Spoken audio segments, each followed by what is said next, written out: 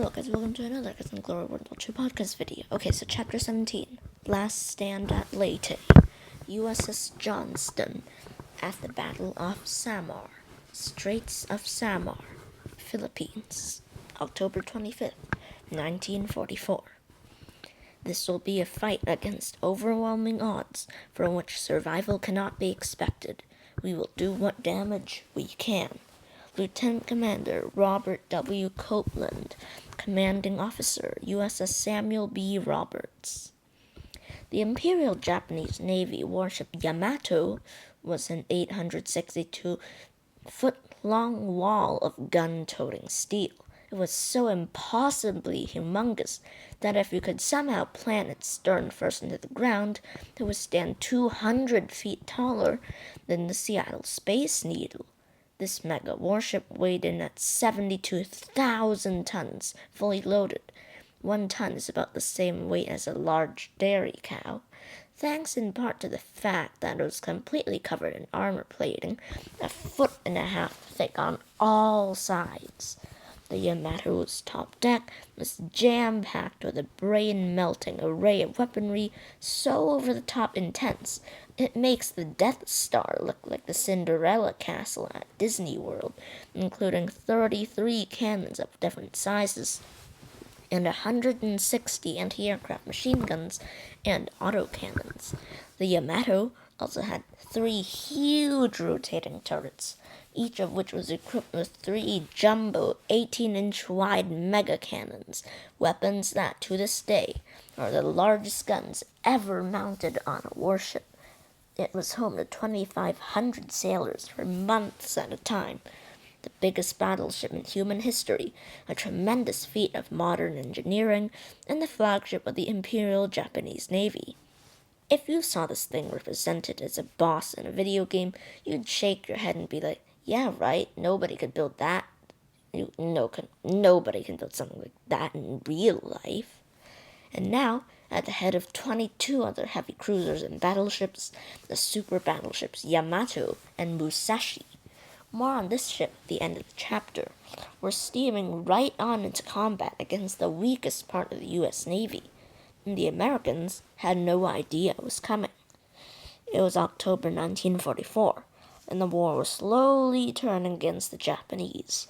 Despite epic last stands and heroic resistance by some of the world's most stout-hearted fighting men, the Japanese were systematically forced off their island bases across the Pacific by repeated assaults from U.S. Marines at places like Guadalcanal, Palaliu Island, Tarawa, and Saipan.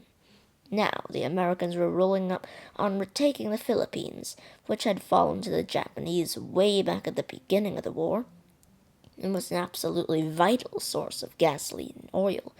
As American landing craft under General Douglas MacArthur began steaming Army and Marine infantry into the island, the Japanese knew they had to lay it all on the line and crush the attack. The landings were protected by the ships of the U.S. Navy, but the Philippines is a weird place. It's made up of a bunch of small islands.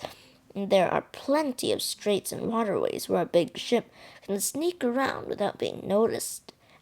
Japanese Admiral Soamu Toyoda planned to use this to full advantage with a crazy aquatic blitzkrieg-style pincer move to fish out the Americans. First, one group would lure the American aircraft carrier fleet out to sea with a fake attack by 4 Japanese aircraft carriers that were so under-equipped they didn't even have planes on them. Then Toyota's ships would launch a 2-pronged attack through the Straits of the Philippines. One group of battleships would attack from the south and engage the Americans there, while the Yamato would head straight up the undefended middle and start dropping bullets the size of Ferraris onto American troop transports and soldiers on the beach. The plan worked, even though it was a little more painful than Toyota had hoped. Japanese aircraft carriers drew the American carriers away from the Philippines, but most were sunk or damaged in the process. In the south, the Japanese fleet entered the Surigao Strait, where there were a couple American battleships eager to say hello to them. The USS West Virginia, Maryland, Tennessee, California, and Pennsylvania. All 5 of those mighty warships had been repaired, rebuilt, or upgraded since they were torched by the Japanese at Pearl Harbor, and they got a little stone called revenge by plastering the attacking enemy fleet so hard it sank most of their ships and killed their commanding officer. But then the Japanese sprang their trap. At 7:30 a.m., on October 25, 1944, a lone recon pilot from Admiral Clifton Sprague's Task Unit 77.4.3 frantically radioed in on enemy contact to his commanding officer. The largest battleship on Earth had been spotted, along with 22 supporting battleships, destroyers, and heavy cruisers. Bearing at 340, range 20 miles, closing fast at 30 knots. Sprague's command was a small submarine hunting light task force nicknamed Taffy 3. It consisted of 3 destroyers, 4 smaller escort ships, and 6 light aircraft carriers known as escort carriers. These were basically merchant ships that had been outfitted with a small flight deck that only held about 30 planes. And now the small task force was suddenly the only thing standing between tens of thousands of unprotected American soldiers and the largest battleship squadron in human history. To give you some ideas of what we're looking at here, just one of Yamato's 18-inch gun turrets, and it had 3 of them, weighed more than the largest warship under Sprague's command. Sprague had basically 0 time to react, and moments after he had his mind blown by the insane radio message, a shrieking barrage of 18-inch shells whizzed past his flagship, throwing up a huge fountain of seawater hundreds of feet in the air. He ordered his carriers to accelerate to attack speed, turn hard, get their planes in the air, and then break and run for it. They were too vulnerable and important to stick around. The Japanese center force closed in. Admiral Takeo Kurita, aboard his super battleship Yamato, ordered his ships to run down the Americans and annihilate them. Cannons opened fire from all across the fleet. The 18-inchers from the Yamato, 12-inch and 14-inch guns from the 4 regular-sized battleships, and a substantial variety of deadly guns from 6 heavy cruisers, 2 light cruisers, and 11 destroyers, each of which was the same size as the 3 American destroyers.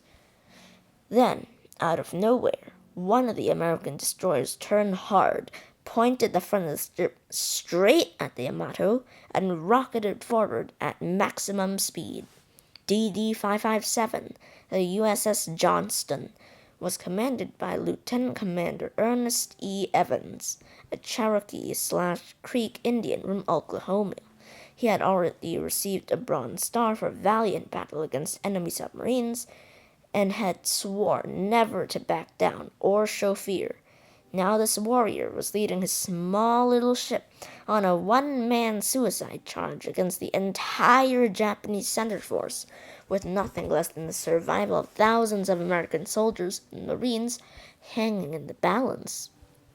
Evans ordered his men to deploy a smoke screen by adding extra oil to the boiler room engines.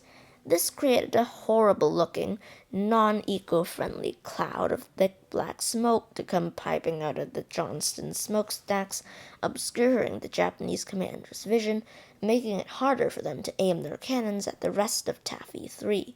Knowing that he needed to get in close with the enemy to fire his torpedoes, the only weapons he had that could do anything to a battleship or a heavy cruiser, Evans ordered his helmsman to go to full flank speed, but to zigzag back and forth in the water to dodge enemy gunfire. All around him, water started shooting up as 24 enemy warships began laying a curtain of fire in his direction.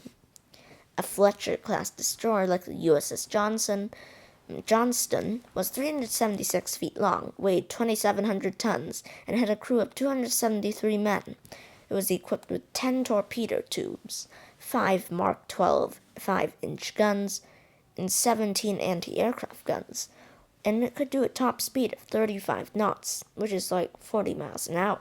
It was now racing across open water in broad daylight toward Japanese fleet ships that could launch a bullet the size of a refrigerator a distance of 15 miles. Still, desperate, some of the most one-sided odds of any battle ever, the Johnston zigzagged ahead, hurling herself through the towers of seawater as hundreds of shells and cannon shots whizzed past. Overhead, American Avenger and Hellcat attack aircraft whooshed by, making attack runs even though they hadn't had time to equip with torpedoes or bombs and were firing machine guns at armored steel warships.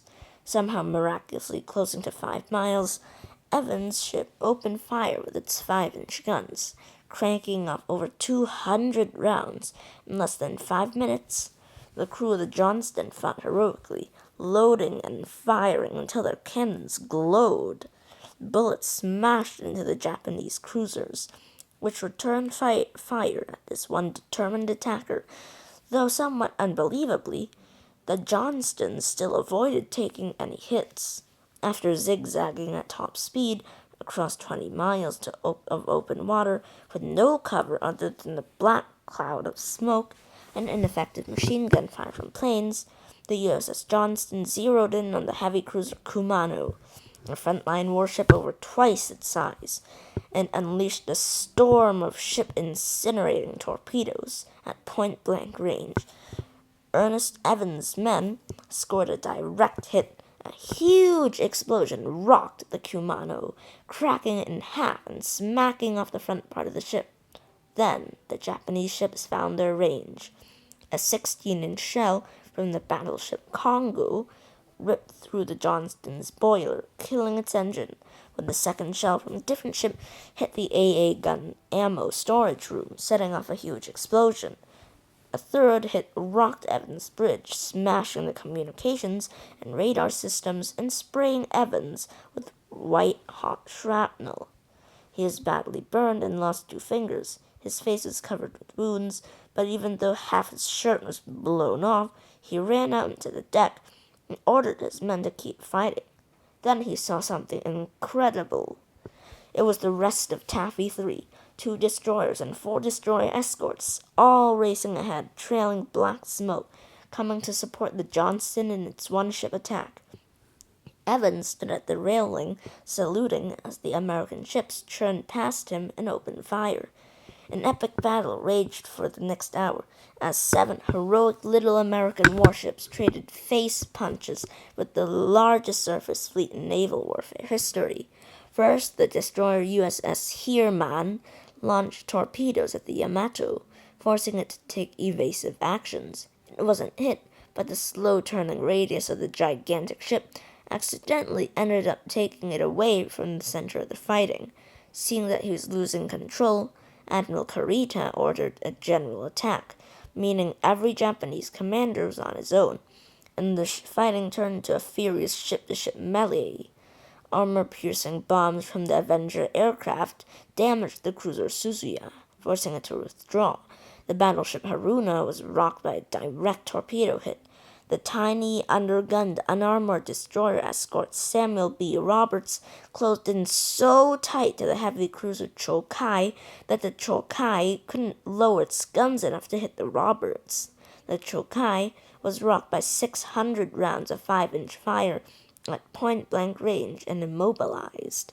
In the thick of the fighting, the crew of the Johnston noticed that a detachment of 5 enemy destroyers had separated from the battle and were making a torpedo run on the escort carriers. With no electrical power, no communications, no torpedoes, and a broken engine that was only operational because it was being hand-cranked by 2 dudes standing in a room being flooded by ocean water, the Johnston took a sharp turn and raced to face off against 5 ships that were all its equal in size.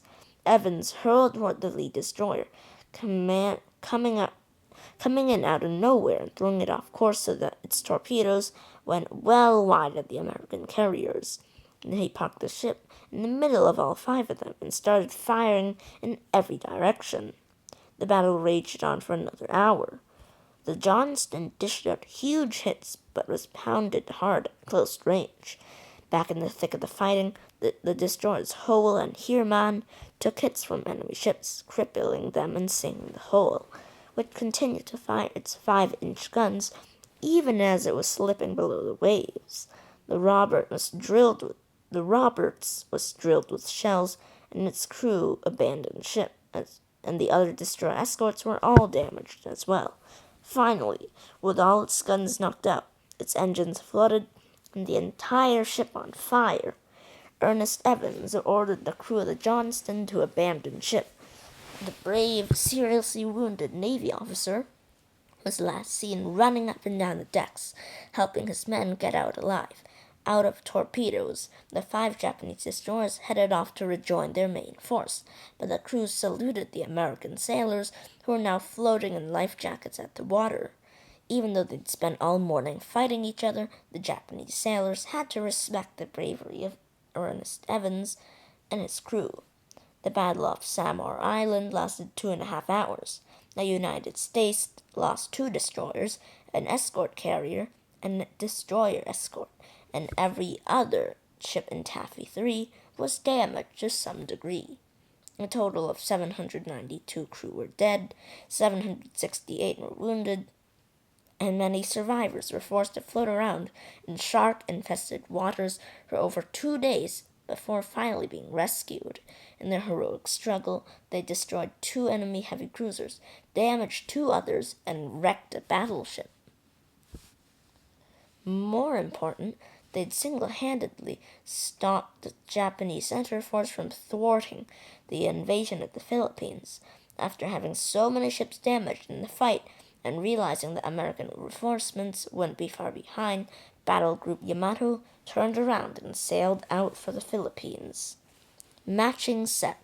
The super battleship Yamato was one of the pair, if you can believe that. The other one, the Musashi, was also present off the coast of the Philippines, but it was destroyed super early in the fighting when aircraft from the USS Intrepid were like, "What the heck is that thing?" and attacked it with everything they had. It took more than 20 direct bomb and torpedo hits to bring it down.